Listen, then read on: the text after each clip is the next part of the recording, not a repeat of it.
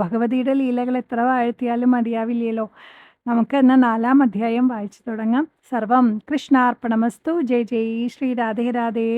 എല്ലാം പൊന്നു ഗുരുവായൂരപ്പൻ്റെയും ശ്രീ മഹേശ്വരൻ്റെയും ദേവിയുടെയും തൃപ്പാദത്തിൽ സമർപ്പിച്ചുകൊണ്ട് നമുക്ക് ആരംഭിക്കാം കേട്ടോ. ഇന്ന് ഋതവാക് മുനി ചെയ്ത ഇതിഹാസ വർണ്ണനാണ് പറയുന്നത്. വിചിത്രമായ ഈ കഥകൾ കേട്ട് ആകാംക്ഷഭരിതനായിട്ട് അഗസ്ത്യമുനി വീണ്ടും ദേവി ഭാഗവത മഹാത്മ്യം വർണ്ണിക്കാനായിട്ട് ഗുഹനോട് അഭ്യർത്ഥിക്കുകയാണ്. ഇത് കേട്ട ഗുഹൻ പറയാണ്, ഭാഗവതത്തിന്റെ മഹാത്മ്യം കുറച്ചൊക്കെ മനസ്സിലാക്കാൻ പോന്ന ഗായത്രി വൃത്താന്തം ഇനി ഞാൻ പറയാം എന്ന് പറയാണ്. ഭഗവതിയെ സംബന്ധിക്കുന്നത് ഭാഗവതം. പണ്ട് ഋതവാക് എന്ന പേരിൽ ഒരു മുനി ഉണ്ടായിരുന്നു. അദ്ദേഹത്തിന് ഒരു പുത്രനും ഉണ്ടായിരുന്നു. അദ്ദേഹം അവന് വേണ്ടി ജാതകർമ്മങ്ങളൊക്കെ യഥാവിധി നടത്തി. എന്നാൽ ആ പുത്രന്റെ ജനനം മുതൽ മുനിക്ക് ആകുലതകൾ ഒഴിഞ്ഞ നേരില്ല. ഇതാണ് ഇപ്പോഴത്തെ മുനിയുടെ സ്ഥിതി. കുട്ടിയുടെ മാതാവിനാണെങ്കിലോ രോഗം വന്നു. മുനിക്കാണെങ്കിലോ ക്രോധലോഭാദികൾ പിടികൂടി. ഏതോ മുനിപുത്രന്റെ ഭാര്യയെ ഈ മകൻ കട്ടുകൊണ്ടു പോവുകയും ചെയ്തു. എൻ്റെ മകൻ ഇങ്ങനെ ദുർബുദ്ധിയാകാൻ കാരണം എന്താണ് എന്നുള്ള സംശയമായി മുനിക്ക്. അദ്ദേഹം ഈ ഒരു വിഷയത്തെക്കുറിച്ച് ഇങ്ങനെ ചിന്തിച്ചിരിക്കുകയാണ്. കുപുത്രനായിട്ട് ഒരാൾ ഉള്ളതിനേക്കാൾ നല്ലത് അനപത്യതയാണെന്ന് മുനി വളരെയധികം വിഷമത്തോടു കൂടിയിട്ട് ആത്മകഥം പറയുകയാണ്. സ്വർഗത്തിലെത്തിയ പിതാമഹന്മാരെ നരകത്തിലേക്ക് നയിക്കാൻ ഇങ്ങനെ ഒരു ഒറ്റ പുത്രൻ ഉണ്ടായാൽ മതി എന്ന് ചുരുക്കം. നമ്മൾ പറയാറുണ്ടല്ലേ, ഭാഗവതമൊക്കെ വായിക്കുന്ന സമയത്ത് പുത്ത് എന്ന് പറഞ്ഞ നരകത്തിൽ നിന്നും പിതാക്കളെ രക്ഷിക്കുന്നവനാണ് പുത്രൻ അല്ലേ. അപ്പൊ ഇതുപോലെ കുപുത്രനാണ് ഉണ്ടാവുന്നതെന്നുണ്ടെങ്കിലോ നരകത്തിലേക്ക്, സ്വർഗത്തിലിരിക്കുന്നവരെ പോലും നരകത്തിലേക്ക് കൊണ്ടുപോകും എന്ന് ചുരുക്കം. അപ്പോൾ ഇഹലോകത്തിലും അവൻ മാതാപിതാക്കളെ ദുഃഖിപ്പിക്കും. ഇനി മരിച്ചു കഴിഞ്ഞാലും അവൻ സ്വർഗം കിട്ടാൻ കാരണമാവില്ല. അവനെ കൊണ്ട് യാതൊരു ഉപകാരവും ഇല്ല. എന്നാൽ മാതാപിതാക്കൾക്ക് സുഖവും അന്യർക്ക് ഉപകാരവും ചെയ്യുന്ന സൽസന്താനമുള്ളവർ തികഞ്ഞ ഭാഗ്യവാന്മാർ തന്നെയാണ് എന്ന് പറയാണ് മാമുനി.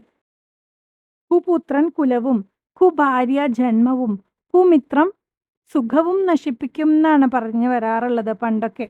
കുഭുക്തിയാണെങ്കിൽ കുഭുക്തിയാൽ അന്നത്തെ ദിവസം തന്നെ പോക്കാവും എന്നാണ് പറയുക. അപ്പോൾ ഇതൊക്കെ ആലോചിച്ചിട്ട് നമ്മുടെ മുനിക്കാണെങ്കിൽ വല്ലാണ്ട് സങ്കടമായിട്ടോ. അപ്പോൾ മുനിയാണെങ്കിൽ ദുഃഖിതനായിട്ടിരിക്കുകയാണ്. അങ്ങനെയുള്ള സമയത്ത് ഗർഗമുനിയോട് ഉപദേശം ആരായാം എന്ന് വിചാരിച്ചിട്ട് അദ്ദേഹത്തിൻ്റെ അടുത്തേക്ക് ചെന്നു. അങ്ങനെ ഗർഗമുനിയോട് ഉപദേശം ചോദിക്കുകയാണ്. അങ്ങ് ജ്യോതിശാസ്ത്രം അറിഞ്ഞവനാണല്ലോ, എന്താണ് എൻ്റെ പുത്രൻ്റെ ദുർനടപ്പിന് കാരണം? ഞാൻ ബ്രഹ്മചര്യം വിധിയാവണ്ണം ചെയ്ത് വിധി പോലെ വിവാഹിതനായ ആളാണ്. ഗൃഹസ്ഥൻ ചെയ്യേണ്ട അനുഷ്ഠാനങ്ങളൊക്കെ ഉചിതമായി ചെയ്യുന്നുമുണ്ട്. ഞാൻ പുത്രോത്പാദനം ചെയ്തത് കാമം തീർക്കാനല്ല, മറിച്ച് നരകഭയം ഉള്ളതുകൊണ്ടാണ്. എന്നാൽ ഇങ്ങനെ ഒരു പുത്രൻ എനിക്കുണ്ടായത് എൻ്റെ കുറ്റമോ അതോ മാതൃദോഷമോ? വളരെയധികം ദുഃഖത്തോടു കൂടിയിട്ട് ഗർഗമുനിയോട് ചോദിക്കുകയാണ്. ഗർഗമുനി പറഞ്ഞു, ഇതിൽ അങ്ങേക്കോ പത്നിക്കോ കുറ്റമില്ല. അവന്റെ ജനനം രേവതിയുടെ അന്ത്യത്തിലുള്ള ഖണ്ഡാന്തത്തിലായതിനാലാണ് ഈ ദുസ്വഭാവത്തിന്റെ കാരണം. ഈ ദുഃഖം നിവർത്തിക്കാൻ ഭഗവതിയെ ആരാധിക്കുക എന്നൊരു മാർഗം മാത്രമേ ഉള്ളൂ എന്ന് പറയാണ്. ഇത് കേട്ട ഋതവാക് ക്രോധത്തോടെ രേവതിയെ ശപിക്കുകയാണ്. നീ ആകാശത്ത് നിന്ന് ഭൂമിയിൽ പതിക്കട്ടെ. എല്ലാവരും കാണെ രേവതി കുമുദാദ്രിയിൽ പതിച്ചു. അന്നു മുതൽ ആ പർവ്വതം കൂടുതൽ രമണീയമായി തീരുകയും ദൈവതകം എന്നറിയപ്പെടുകയും ചെയ്തു. ഋതവാക് ജഗദാംബികയെ ഭജിച്ചിട്ടോ ദുഃഖനിവൃത്തി നേടിയെടുക്കുകയും ചെയ്തു. രേവതി നക്ഷത്രത്തിന്റെ തേജസ്സിൽ നിന്നും അതിസുന്ദരിയായ ഒരു കന്യക സംജാതയായി. ലക്ഷ്മി ദേവിക്കൊത്ത അവളെ കണ്ടെടുത്ത പ്രമുജമുനി രേവതി എന്ന പേരിട്ട് സ്വന്തം മകളെ പോലെ അവളെ വളർത്തുകയാണ്. കാലക്രമത്തിൽ അവൾക്ക് യോജിച്ചൊരു വരൻ ആരാകും എന്ന് മുനി ആലോചിക്കുകയാണ്. ആ സമയത്ത് യജ്ഞശാലയിലെ അഗ്നി മുനിയോട് പറഞ്ഞു, അവൾക്ക് അനുയോജ്യനായ വരൻ ധർമ്മിഷ്ഠനും ബലവാനും വീരനും പ്രിയംവദനുമായ ദുർധമൻ എന്ന രാജാവായിരിക്കും എന്ന് പറയാണ്. ആ സമയം നായാട്ടിനായിട്ട് ധൂർധമൻ കാട്ടിലെത്തിച്ചേരുകയാണ്. വിക്രമശീലന്റെയും കാളിന്തിയുടെയും പുത്രനായ അദ്ദേഹം ആശ്രമത്തിൽ കടന്നു ചെന്ന് മുനിയെ കാണാഞ്ഞ് രേവതിയോട് പ്രിയേ എന്ന് സംബോധന ചെയ്ത് മുനി എവിടെ എന്ന് അന്വേഷിക്കുകയാണ്. മഹർഷി അഗ്നിശാലയിൽ പോയിരിക്കുന്നു എന്ന് കന്യക മറുപടി പറഞ്ഞു. മുനി അഗ്നിശാലയ്ക്കരികില് തേജസ്വിയായ രാജാവിനെ കണ്ടു. തന്റെ മകൾക്ക് യോജിച്ചവൻ തന്നെ ഇദ്ദേഹം എന്ന് മുനി നിശ്ചയിക്കുകയാണ്. രാജ്യത്തിനും അങ്ങേക്കും മാതാപിതാക്കൾക്കും സൗഖ്യമാണല്ലോ അല്ലേ? അങ്ങയുടെ പ്രിയ പത്നി ഇവിടെയുണ്ടല്ലോ.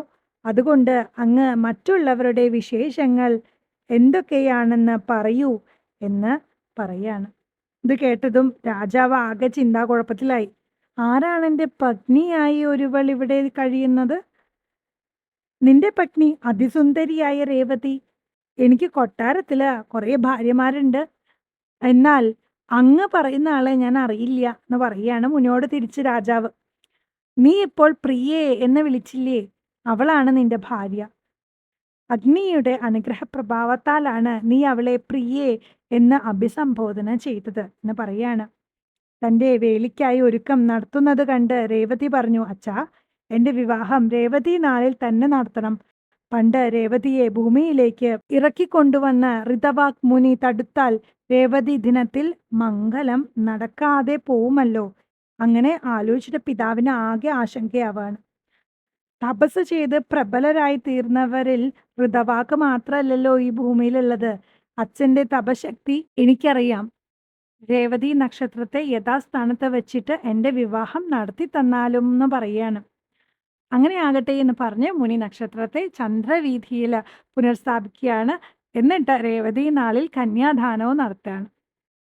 വിവാഹാനന്തരം എന്താണ് വരന്റെ ആഗ്രഹം എന്ന് ദുർധമനോട് ചോദിച്ചപ്പോൾ, ഞാൻ സ്വയംഭൂ മനുവിന്റെ കുലത്തിൽ ജനിച്ചവനാണെന്നും മന്വന്തരാധിപനായ ഒരു പുത്രനുണ്ടാവുവാൻ ഞങ്ങളെ അനുഗ്രഹിക്കണമെന്നാണ് അദ്ദേഹം പറഞ്ഞത്. അതാണ് നിന്റെ ആഗ്രഹമെങ്കിൽ നീ ദേവിയെ ആരാധിക്കുക.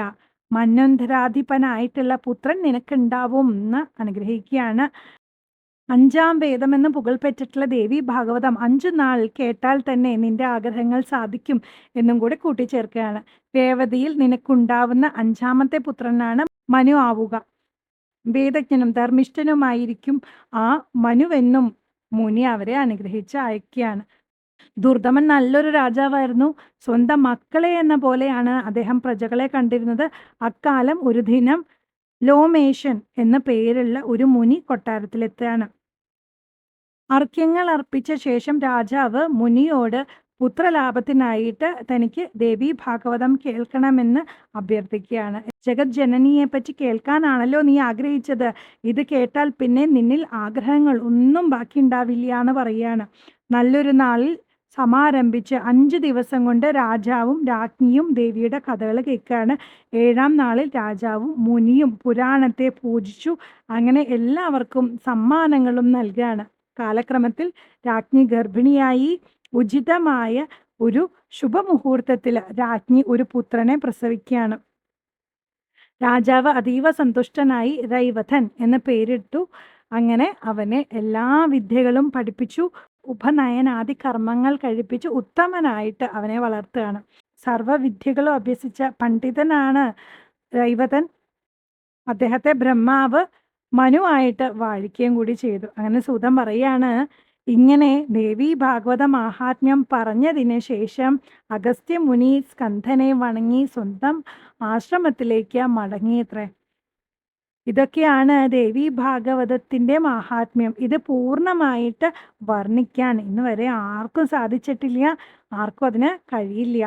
ഇത് കേൾക്കുന്നവർക്ക് സകല ഐശ്വര്യങ്ങളും ഒടുവിൽ മുക്തിയും ലഭ്യമാവുന്ന ചുരുക്കം. എല്ലാം ജഗജ്ജനനിയായിട്ടുള്ള ഭഗവതിയുടെ തൃപ്പാദത്തിൽ സമർപ്പിക്കുകയാണ്.